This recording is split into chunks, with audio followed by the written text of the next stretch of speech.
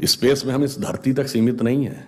हम वो पहली संस्कृति हैं जिसने तारों की भाषा दुनिया को सिखाई, जिसने नक्षत्रों को संज्ञा दी, जिसने आकाश से गंगा निकाली और जिसने सागर पर सेतु बनाया।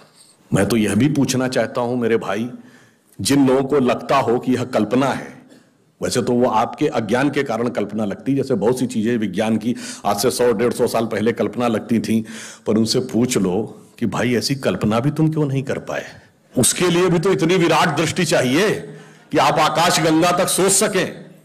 तो इससे आप समझिए कि स्पेस में हमारा विस्तार कहां तक था। अब टाइम पे आइए, अभी 2 महीने पहले हम लोगों ने अपना नववर्ष मनाया, तो अभी क्या चल रहा है, ईस्वी संवत 2021। तो किसी का 2021 चल रहा है, किसी का 1400 से चल रहा है। हमारा वैसे टेक्निकली ही सबसे पुराना है 2071, उससे पहले 5100 से अधिक युधिष्ठिर संवत, और हमारा सबसे पुराना संवत क्या है, ब्रह्म संवत, जो 1,97,40,28,000 कुछ 100, मुझे एग्जैक्ट फिगर नहीं याद है, वहां तक 1.97 बिलियन ईयर्स। बाकी दुनिया में कोई भी सभ्यता 1000 से ऊपर नहीं जा पाई। किसी संस्कृति में कहा गया 14,000 साल पहले दुनिया बनी, किसी ने कहा 7,000 साल पहले दुनिया बनी, किसी ने कहा 30,000 साल पहले दुनिया बनी। कोई 1 लाख तक भी नहीं पहुंचा और हम 1.97 बिलियन तक पहुंचे। और इसकी प्रामाणिकता क्या है, इसकी वैज्ञानिकता क्या है, इसका प्रमाण देता है दुनिया का सबसे बड़ा कॉस्मोलॉजिस्ट कार्ल सेगन। और ये कार्ल सेगन कोई छोटा मोटा आदमी नहीं था। आप में से जो लोग विज्ञान में रुचि रखते होंगे उनको पता होगा कि first man made object which has gone beyond solar system, सौर मंडल के परे जाने वाला पहला मानव निर्मित उपग्रह वॉयेजर है, जो 1978 में छोड़ा गया था। उस वॉयेजर में एक संदेश अंकित किया गया, उसमें चित्र भी बने हैं, भाषाएं भी लिखी हैं, तरह तरह की वॉइस रिकॉर्डिंग भी है। उस संदेश को जिस कॉस्मोलॉजिस्ट ने बनाया उसका नाम है कार्ल सेगन। तो आप समझिए वो कितना बड़ा और कितना महत्वपूर्ण व्यक्ति था।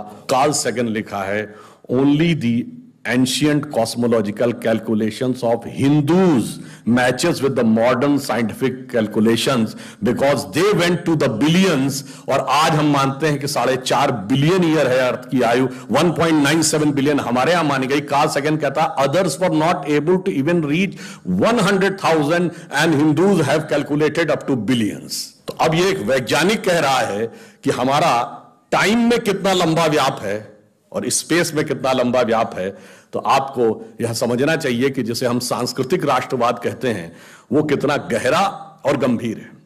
अब मैं आपसे कभी पूछूं कि दुनिया में सभी धर्म संस्कृतियां दावा करती हैं कि हमारे पास बिल्कुल अलग विचार है, हमने बड़ा अच्छा विचार दिया है।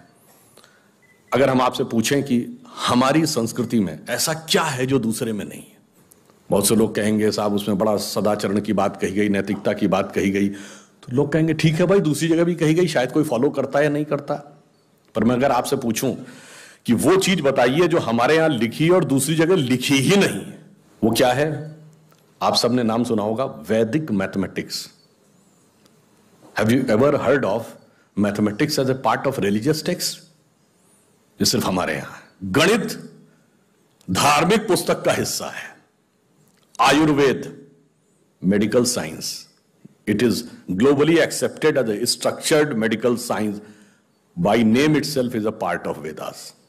मेडिकल साइंस धर्म ग्रंथ का हिस्सा हो, गणित धर्म ग्रंथ का हिस्सा हो, ये दुनिया में कहीं नहीं। बाकी जगह विज्ञान और गणित का धर्म से संघर्ष है, हमारे यहां वो धर्म ग्रंथ से उद्भूत हो रहे हैं। ये फंडामेंटल डिफरेंस है हमारे और उनके बीच में। और इतना ही नहीं, मैं कभी आपसे, आप लोगों ने ध्यान दिया हो अगर गणित की जो खोज है, वैसे तो बहुत सारी चीजें थी जो अंग्रेजों के आने के बाद छुपा दी गई, क्वाड्रेटिक इक्वेशन हो, अलजेब्रा हो, ट्रिग्नोमेट्री हो, ये सारी चीजें। मगर एक ऐसी चीज है जो कमोबेश सभी लोग मानते हैं, चलो ये तो मान ही लेते हैं कि भारत ने दिया। वो क्या था? शून्य। अब कहा जाता शून्य किसने दिया? आर्यभट्ट ने खोजा। अरे भाई आर्यभट्ट ने खोजा नहीं, आर्यभट्ट की किताब में पहली बार तुमको लिखा हुआ मिला। अगर आर्यभट्ट ने शून्य खोजा तो बौद्ध मत में शून्यवाद का सिद्धांत कहां से आया? वो तो आर्यभट्ट से पहले के थे। और ये बताइए कौरवों की 18 अक्षौणी सेना से लेके भगवान राम की जन्म कुंडली बन रही थी, वो बगैर शून्य के बन रही थी। वास्तविकता यह है कि शून्य वेदों से निकला और वो इस बात को स्वीकार करने को तैयार नहीं होते थे कि धर्म ग्रंथ से निकलता है, इसलिए उनको छटपटाहट थी, इसलिए वो कहने का प्रयास करते हैं किसी और ने निकाला था। और समस्या क्या है, हमारे यहां तो भगवान राम की जो कुंडली निकली है वो जब नासा के प्लैनेटोरियम सॉफ्टवेयर में डाली गई तो 7114 समथिंग बीसी की डेट निकल आई। अब बताइए, वैसे तो मैं नहीं मानता कि वो डेट सही है, उसके अंदर नक्षत्रों का कैलकुलेशन किया जाए तो बहुत पीछे आएगा, परंतु बताइए उन लोगों ने हमको समझा दिया कि हम अवैज्ञानिक हैं और हम अंधविश्वासी हैं, जिनमें किसी एक के यहां लिखा है कि धरती चपटी है और एक के में लिखा धरती के चारों तरफ सूरज घूमता है। और ऐसे महान ज्ञानदेव पाड़े लोगों ने हम लोगों को समझा दिया कि हम अनसाइंटिफिक थे और धरती को चपटी और धरती को इस सौरमंडल का केंद्र कहने वाले लोग वैज्ञानिक थे। आज भी जब सूर्य ग्रहण या चंद्र ग्रहण होता है, आप नासा की ऑब्जर्वेटरी बताती है ना, 1950 से पहले नासा नहीं था।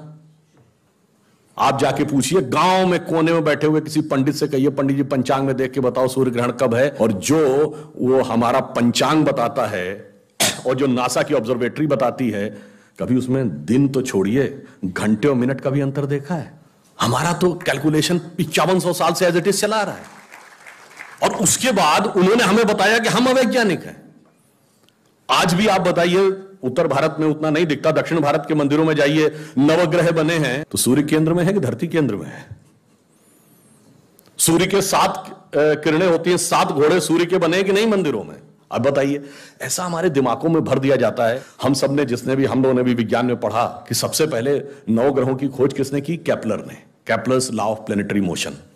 हम सब ने, जिसने फिजिक्स पढ़ी होगी 10वीं 11वीं 12वीं में, कभी न कभी Kepler's law of planetary motion पढ़े होंगे कि केपलर ने सबसे पहले बताया कि 9 ग्रह होते हैं। अब ये बताइए, इधर जब हम पूजा करते हैं तो पंडित जी हाथ में जल ले क्या बोलते हैं? ब्रह्मा मुरारी त्रिपुरांतकारी भानु शशि भूमि सुतो बुधश्च और गुरुश्च शुक्र शनि राहु केतु सर्वे ग्रहा शांति करो भवन्तु। अब ये 9 ग्रहों के नाम केपलर बताए थे कि पंडित जी बताए हैं, और हजारों साल से बता रहे हैं। और उसमें मजे की बात यह है कि मंगल के लिए भूमि सुत यानी भूमि का बेटा, धरती का बेटा शब्द है। या अब जाके साइंस ने यह कन्फर्म किया है कुछ समय पहले कि एक थ्योरी है कि कभी एक जमाने में बहुत बड़ा एस्टेरॉयड टकराया था कि धरती से, और धरती का एक टुकड़ा अलग हो गया था, वही टुकड़ा बाद में मंगल बन गया, और भूमि सुत हमारे यहां लिखा हुआ, मंगल के पर्यायवाची में भूमि नंदन भूमि सुत जैसे शब्द हैं। अब आप देखिए क्या वैज्ञानिकता है और कैसे उसको इसमें सम्मिलित किया गया। मैंने क्यों बताया, हमारे यहां विज्ञान और धर्म इस कदर एक मत है कि ये उनकी बुद्धि परप्लेक्स हो जाती है कि कैसे हो सकता है। अब मैं शून्य पे आता हूं, हमने शून्य खोजा, मगर महत्वपूर्ण बात है हमने शून्य क्यों खोजा, हम शून्य खोजने में सफल क्यों हुए और वो क्यों नहीं सफल हो पाए। बड़ी बड़ी दुनिया की civilisation, Chinese civilisation, Mesopotamian, Babylonian, Egypt की सिविलाइजेशन, ग्रीस की civilisation, Roman empire, Turkish empire, Inca, Maya, Aztec, कोई जीरो नहीं खोज पाया। उसका कारण यह है कि जो भी विज्ञान के विद्यार्थी हैं वो शून्य का महत्व समझते हैं।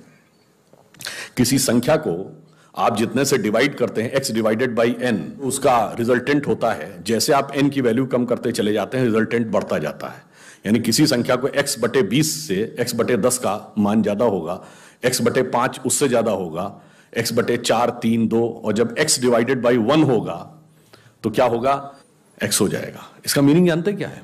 अब मैं आपको बताता हूं ये किस ढंग से हमारे व्यवहारिक जीवन और चेतना का हिस्सा था। आप लोग कभी ये सोचिए कि आपको जीवन में क्या अच्छा लगता है और अच्छा लगना क्या है। मैं बिल्कुल साइंटिफिक एक्सप्लेनेशन की बात कर रहा हूं। Happiness is considered to be an energized state of mind. जब आप खुश होते हैं तो आप ऊर्जा महसूस करते हैं अपने मन में, मस्तिष्क में। अब आपने माना मुझे अमुक गाड़ी से घूमना अच्छा लगता है, अमुक कपड़ा पहनना अच्छा लगता है, अमुक चीज खाना अच्छा लगता है, फला मोबाइल मिल जाए अच्छा, फला जगह घूमने को मिल जाए, से 20 थिंग्स। तो your energised state of mind is associated with 20 things. वो इंटेंगल्ड हो गई है 20 जगह। अब आप अपने मन में सुख के लिए उन 20 वस्तुओं पे आश्रित हैं, तो x डिवाइडेड बाई 20 है। अब मान लीजिए आपने आत्म संयम किया और 5 चीजों से अपना मन हटा लिया, तो x डिवाइडेड बाई 15 हो गया, नेट रिजल्टेंट बढ़ गया। क्यों?